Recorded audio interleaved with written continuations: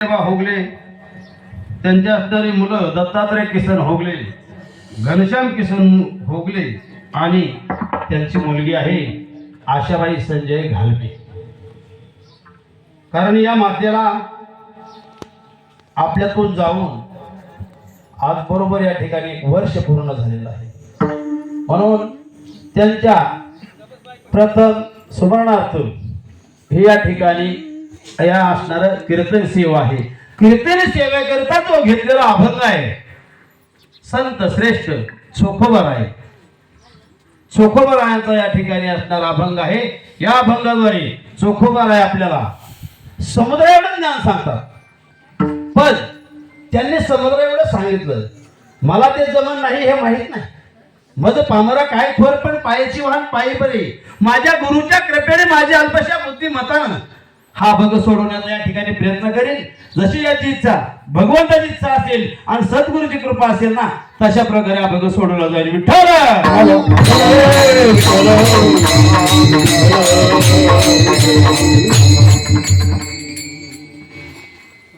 याच कार्यक्रमासाठी मला आवर्जून अगोदर असणार अनिलने फोन केला आणि त्याच्यानंतर भाऊसाहेबजी पिसाळ त्यांनी या ठिकाणी फोन केला. त्यांच्या आग्रहास्तव या ठिकाणी येणं झालं. विठ्ठल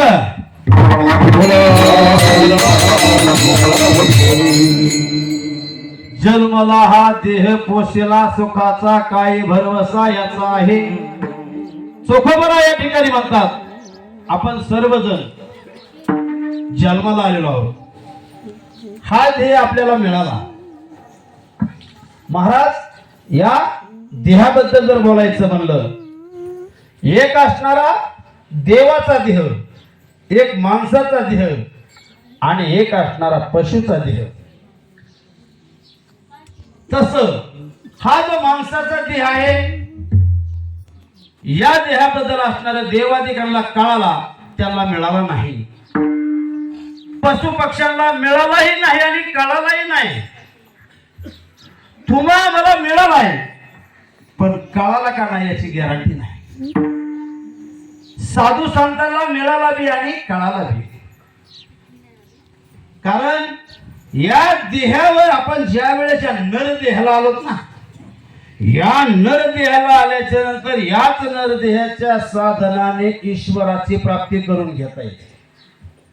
आपण या देहाला आलोत, आपण या स्वतंत्र योनीमध्ये या जन्मात देहाला आल्याच्या नंतर आपण जर विचार केला ना, आपण या ठिकाणी देव होणार तर देव होता येत. आपण विचार केलाच नाही ना, या देहाचा विचारच केला नाही.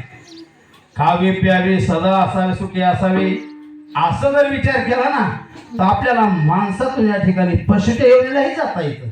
आणि पाप त्या ठिकाणी असणारा पुण्य अफाट करून शतमक संपत्ती स्वर्गाची आहे म्हणून अफाट असणारा त्या ठिकाणी ज्ञान प्राप्ती करून स्वर्गाला त्या ठिकाणी अमरत्वालाही म्हणजे देवालाही त्या ठिकाणी जाता येतं.